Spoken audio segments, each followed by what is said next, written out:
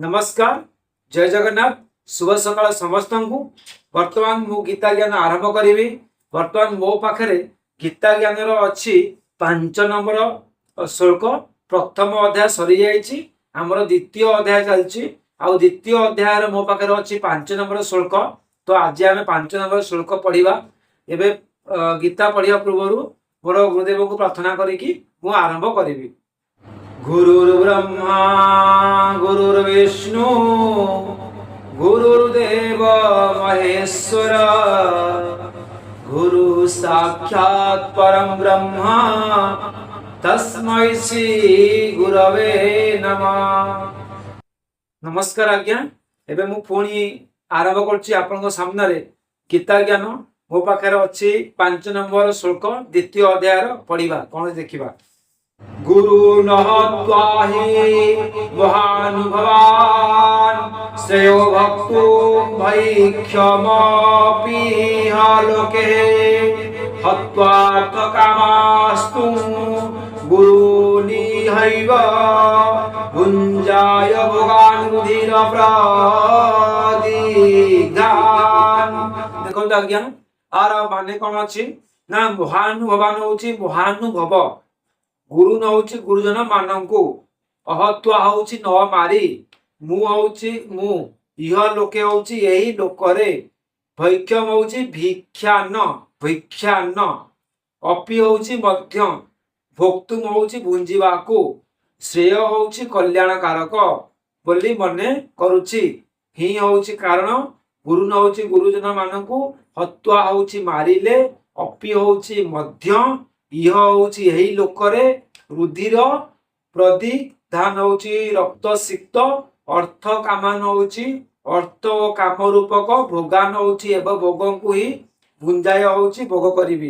देखंतु अर्जुन एठी कोन कहले ना तेणु यही महानुभव गुरुजन मानंकु मारिबा अपेक्षा मु लोकरे भिक्षान्न द्वारा जीविका निर्वाह करिवि। मुझे भिक मागी चढ़ी किंतु एमानकु मारिबी नहीं। कारण गुरु को मारिले यही लोकरे सेमानंकर रक्तसिक्त अर्थ वो काम रूपक भोग सामग्री ही तो भोग करी। मु तांको मारिले यही काम भोग सबू भोग करी तो मोर तांको मारिवार नहीं।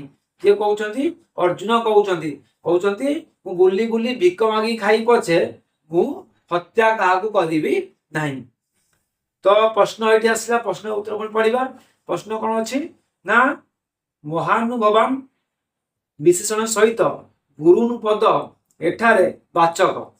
उत्तर हूँ कौन दुर्योधन सेना मध्य जो द्रोणाचार्य कृपाचार्य आदि अर्जुन आचार्य तथा वाल्मीकि भीष्म सेमादत्त भूरिश्रवा और शल्य आदि गुरुजन माने थिले जो मानकर मनोभाव अत्यंत उदार ओ महान थिला। महानुभवान विशेष सहित गुरु पदटी हेउति से षष्ठ पूज्य गुरुजन मानक वाक्य। जो गुरुजन मानक सहित श्रेष्ठ पुरुष थिले सेति पई महान सहित गुरु शब्द को व्यवहार करा जायछि। ते सुंदर भाव एटी गीता व्याख्या करा जायछि। देखंत आज्ञा तापर एटा प्रश्न होछि कोन भैक्षम सहित अपि पद प्रयोग क्यों भाव कराई।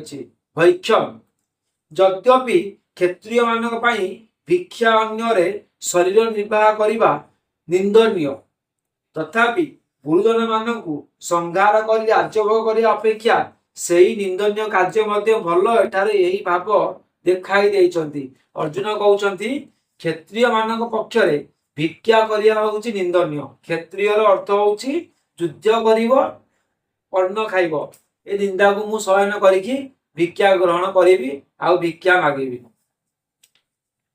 प्रश्न होउछि भोगान सहित रुधिर प्रदिग्धान एवं अर्थ कामान विशेषण प्रयोग तथा एवं अव्यय प्रयोगर अभिप्राय कौन। यह द्वारा अर्जुन प्रकाश करिसंती जे गुरु मानकु मारिबा सर्वथा अनुचित। गुरु को मारिबा सर्वथा अनुचित। सेमानंकु मारिले मिलिबा कौन ता द्वारा मुक्ति मिलिबो नाही कि धर्मर सिद्ध हेबो नाही। केवल इह लोकरे अर्थ एवं काम रूपक तुच्छ भोग ही मिलिबो। अर्जुन कहउछंती तांको मारिले केवल भोग आउ काम मिलिबो आउ किछि मिलिबो नाही। ଯାହାର ମୂଲ୍ୟ ଏଇ ସବୁ ଗୁରୁଜନ ମାନଙ୍କ ଜୀବନ ତୁଳନାରେ କିଛି ବି ନୁହେଁ। ଆହୁରି ମଧ୍ୟ ତାହା ଗୁରୁଜନ ମାନଙ୍କ ହତ୍ୟାର ଫଳସ୍ୱରୂପ ମିଳିଥିବାରୁ ଏକ ପ୍ରକାର ସେମାନଙ୍କ ରକ୍ତରେ ହିଁ ରଞ୍ଜିତ ହୋଇଥିବ। ଅତଏବ ଏ ପ୍ରକାର ଭୋଗ ପ୍ରାପ୍ତ ହେବା ପାଇଁ ଗୁରୁଜନଙ୍କୁ ବଦ୍ଧ କରିବା ଆଦୌ ଉଚିତ ନୁହେଁ। ପ୍ରଶ୍ନ ହଉଛି ପୁଣି ଆଉ ଗୋଟେ ପ୍ରଶ୍ନ ଆସିଲା, ଅର୍ଥ କାମାନ ପଦକୁ ଯଦି ଗୁରୁନ୍ ପଦର ବିଶେଷଣ ବୋଲି ଧରି ନିଆଯାଏ ତେବେ କ୍ଷତି କଣ? ଗୁରୁନ୍ ସହିତ ମହାନୁଭବାନ ବିଶେଷଣ ରହି ନଥିଲେ ଏପରି ମଧ୍ୟ ଧରି ନିଆଯାଇ ପାରିଥାନ୍ତା, କିନ୍ତୁ ସେହି ଏକା ଶ୍ଲୋକରେ ଅର୍ଜୁନ ଗୁରୁଙ୍କୁ ପ୍ରଥମେ ମହାନୁଭାବ ବୋଲି କହିଥିଲେ। ସେ ସେମାନଙ୍କୁ ଯେ ପରେ ଅର୍ଥ କାମାନ ଅର୍ଥାତ୍ ଧନ ଲୋଭୀ କହିବେ ତାହା କଳ୍ପନା କରିବା ଉଚିତ ହେଉନାହିଁ। ଦୁଇ ବିଶେଷଣ ପରସ୍ପର ବିରୋଧୀ ବୋଲି ଜଣାପଡ଼ି ଯାଉଛି। ତେଣୁ ଅର୍ଥ କାମାନ ପଦକୁ ଗୁରୁନ୍ ବିଶେଷଣ ବୋଲି ସ୍ୱୀକାର କରାଯାଇ ନାହିଁ। ଏପରି ଭାବରେ ନିଜର ସିଦ୍ଧାନ୍ତ କହିଦେବା ପରେ ମଧ୍ୟ ଯେତେବେଳେ ଅର୍ଜୁନଙ୍କର ସନ୍ତୋଷ ହେଲା ନାହିଁ ଓ ନିଜର ସିଦ୍ଧାନ୍ତରେ ଶଙ୍କା ଉତ୍ପନ୍ନ ହେଲା ସେତେବେଳେ ସେ ପୁନର୍ବାର କହୁଛନ୍ତି। ପୁନର୍ବାର କଣ କହୁଛନ୍ତି କାଲି ପଢିବା। ଦେଖନ୍ତୁ ଆଜି ଯୋଉ ଶ୍ଲୋକ ଆମର ଥିଲା 5 ନମ୍ବର ଶ୍ଲୋକ, 5 ନମ୍ବର ଶ୍ଲୋକରେ ଅର୍ଜୁନ ସିଧା ସିଧା କହୁଛନ୍ତି କି ଗୁରୁଜନଙ୍କୁ ମୁଁ ମାରିବି ନାହିଁ, ମୁଁ ପଛେ ମୋ ଜୀବନରେ ଭିକ୍ଷା ମାଗିକି ଖାଇବି ଆଉ ଗରିବ ହେଇକି ଚଳିବି।